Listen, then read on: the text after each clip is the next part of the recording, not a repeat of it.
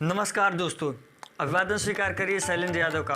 दोस्तों, आज एक ऐसी खबर का उजागर करूंगा जिसने पूरे देश को हिलाकर रख दिया। बात प्यार और धोखे की, बात भरोसे और धोखे की। यह हरकत जिस इंसान ने किया है उसको सुनकर आप उस इंसान से घृणा हो जाएंगे। दोस्तों, इस पूरी कहानी को अच्छे से जांचने और परखने के बाद आपको इसकी एक एक कड़ी को अच्छे से समझाने की कोशिश करूंगा। पूरी यूट्यूब पर इतनी विस्तार से कोई नहीं समझाया होगा। मेरी आपसे गुजारिश है, इस कहानी को आप पूरा जरूर सुनिएगा। जिस माँ ने अपनी कोख में 9 महीने तक लेकर ढोया, जिस पिता ने गोद लेकर खिलाया, जिस पिता ने अपने कंधों पे बैठाया, क्या उसकी क्या उससे इम्पोर्टेंट 2 दिन के लिए हमारी लाइफ में आया कोई शख्स हो सकता है? दोस्तों, प्यार का भूत इस कदर चला कि श्रद्धा वाकर ने अपने पिता की बात को ठोकर मार करके घर से ही निकल गई। इसी कहानी को विस्तार से समझने की कोशिश करेंगे।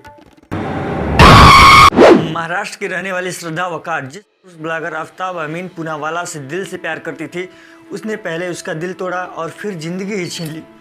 दरिंदगी की इंतहा यहाँ तक कि आफ्ताब ने श्रद्धा के 100 के 35 टुकड़े कर डाले।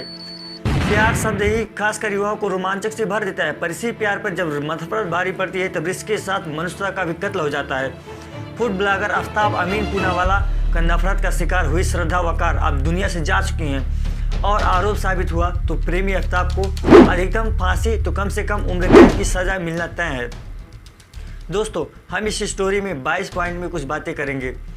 कैसे एक लव स्टोरी कुछ सालों के बाद हेट स्टोरी में तब्दील हो गई और इसका अंजाम मुंबई की श्रद्धा वाकर को दर्दनाक मौत के रूप में सामने आया।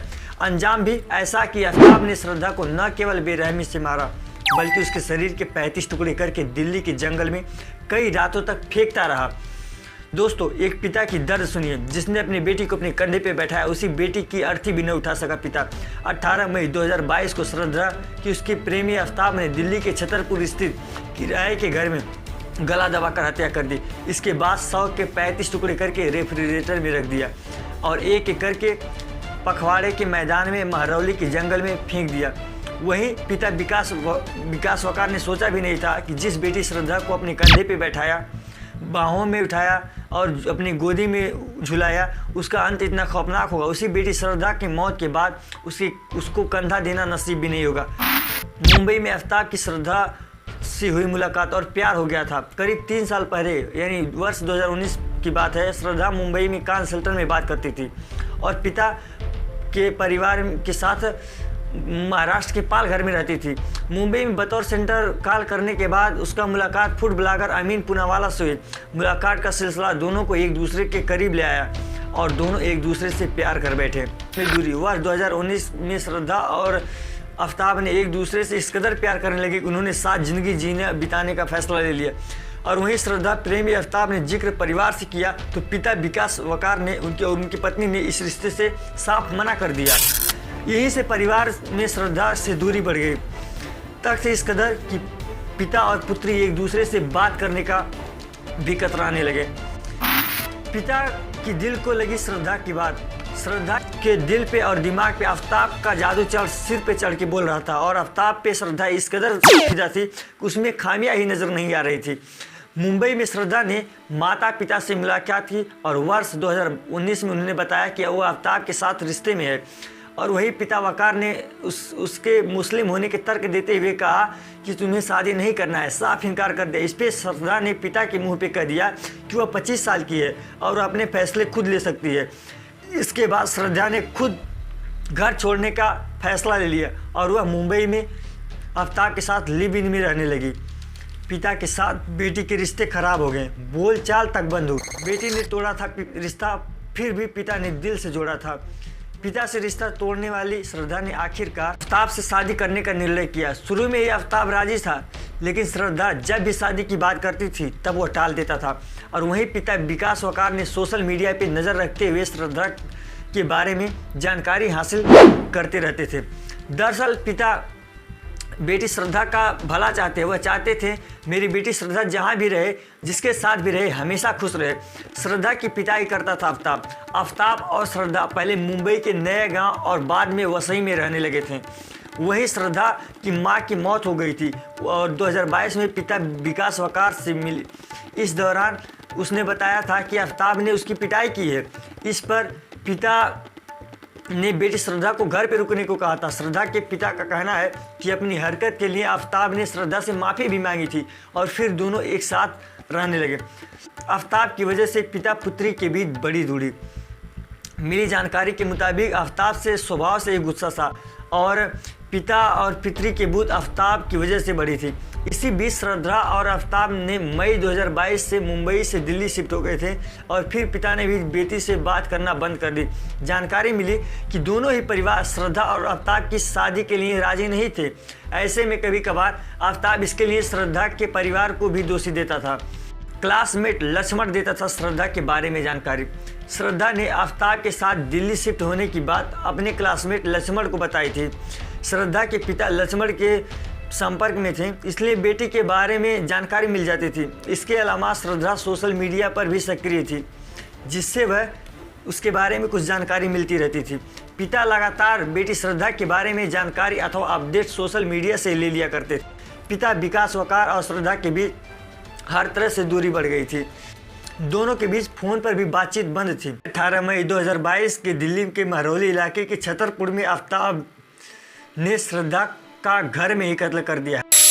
हैरत की बात यह है कि कत्ल करने के बाद चलाती दिखाते हुए आफ्ताब ने सोशल मीडिया पे ऐसा दिखाया कि वह श्रद्धा के साथ है और बेहद खुश है। ऐसे में शक होने की कोई गुंजाइश ही नहीं थी। परेशान पिता करते थे संपर्क करने की कोशिश। सितंबर महीने में श्रद्धा की एक सहेली ने पिता विकास वकार को बताया कि पिछले 2.5 महीने से श्रद्धा से उसका कोई संपर्क नहीं है। श्रद्धा की सहेली ने पिता को जानकारी दी कि श्रद्धा का मोबाइल फ़ोन बंद है, काफ़ी समय से बंद है। इस पर उसके परिवार ने उसे सोशल मीडिया अकाउंट को भी चेक किया और इस दौरान कोई जानकारी नहीं मिल सकी। दरअसल सोशल मीडिया पे कंटेंट भी अपडेट होना बंद हो गया। परेशान पिता विकास वकार ने बेटी श्रद्धा को लेकर मुंबई की पुलिस से संपर्क किया और गुमशुद की शिकायत दर्ज कराई। शुरुआती जांच के दौरान श्रद्धा की आखिरी लोकेशन दिल्ली में मिली और इसी के आधार पर मामला दिल्ली पुलिस को हस्तांतरित कर दिया गया। वहीं मामले की गंभीरता को देखते हुए दक्षिणी दिल्ली पुलिस ने तत्काल जांच शुरू कर दी। दिल्ली पुलिस ने जांच की कड़ी में आफ्ताब की सोशल मीडिया अकाउंट जांचने के दौरान पूरी जानकारी हासिल की। इसी के साथ मोबाइल फ़ोन भी सर्विलांस पर लगाया। शक होने के बाद दिल्ली पुलिस ने छतरपुर पहाड़ी इलाकों में किराए के मकान में रह रहे आफ्ताब का पता लगाया और उसे गिरफ्तार कर लिया। 100 ठिकाने लगाने के लिए रेफ्रिजरेटर खरीदा था। श्रद्धा के पिता ने पुलिस को अपनी बेटी के आफ्ताब के साथ संबंधों के बारे में बताया था। जांच के दौरान पता चला कि आफ्ताब और श्रद्धा दिल्ली आ गए थे। हिरासत में लेने के दौरान आफ्ताब से सख्त से पूछताछ की गई तो उसने अपना गुनाह कबूल कर लिया। आफ्ताब ने पुलिस पूछताछ में यह भी बताया कि 18 मई को हत्या के बाद उसने श्रद्धा के शरीर के कई टुकड़े किए और इसके बाद रेफ्रिजरेटर खरीदा और उसके बाद शव को पॉलीथीन में रखा और रेफ्रिजरेटर में रखा। शादी के लिए करती थी जिद, इसलिए मार डाला। दिल्ली पुलिस की पूछताछ में आफ्ताब ने बताया कि श्रद्धा उस पर शादी के लिए हमेशा दबाव बनाती थी। इसके बीच उन दोनों के बीच हमेशा झगड़ा होता था। इसके बावजूद आफ्ताब ने श्रद्धा का गला दबाकर मार डाला। आफ्ताब ने श्रद्धा की हत्या के बाद जानकारों के सामने यह जाहिर करने की कोशिश की कि वह और श्रद्धा एक साथ हैं। दिल्ली पुलिस के सूत्रों के मुताबिक शक न होने के लिए इसलिए 18 मई को श्रद्धा की हत्या के बाद आफ्ताब पूनावाला ने अपने इंस्टाग्राम अकाउंट से मैसेज किया। इसका मतलब यह था कि वह और श्रद्धा साथ हैं। उसने उसके क्रेडिट कार्ड के बिलों को भी भुगतान किया ताकि कंपनियां उसके मुंबई के पति पर संपर्क कर सके। दोस्तों, यह कहानी अभी यहीं तक ख़त्म नहीं हुई। इसके बाद इस कहानी का सिलसिला अभी तक जारी है। अगर आप कोशिश करेंगे, वीडियो को लाइक करेंगे और सब्सक्राइब करेंगे चैनल को, मैं लेकर आऊँगा इसका दूसरा एपिसोड जिसकी वीडियो का पूरा निचोड़ होगा। दोस्तों, अभी आफ्ताब के ऊपर देखिए क्या होता है, फांसी होती है या फिर उम्र कैद की सज़ा होती है। दोस्तों, मेरे हिसाब से गलती तो दोनों लोगों की है। जैसे अपने माँ बाप की बात को न मानने का अंजाम कितना बुरा होता है आपने इस वीडियो में देख ही लिया होगा। पिता ने कितना मना किया बेटी को कि ना जाओ उसके साथ, लेकिन पिता की बात को ठोकर मारते हुए बेटी ने कहा मेरी उम्र 25 साल की हो गई है। दोस्तों, आज अगर उसने अपने पिता की बात मानी होती तो उसको ये नतीजा सामने नहीं देखने को मिलता। दोस्तों, मेरी आपसे विनम्र निवेदन है कि अपने माता पिता की बात को हमेशा मानें। आप कितना हो बड़े हो जाएं, लेकिन अपने माता पिता से बड़ा नहीं होते।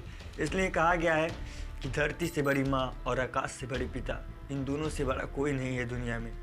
नमस्कार। वीडियो पसंद आए तो चैनल को सब्सक्राइब करिएगा।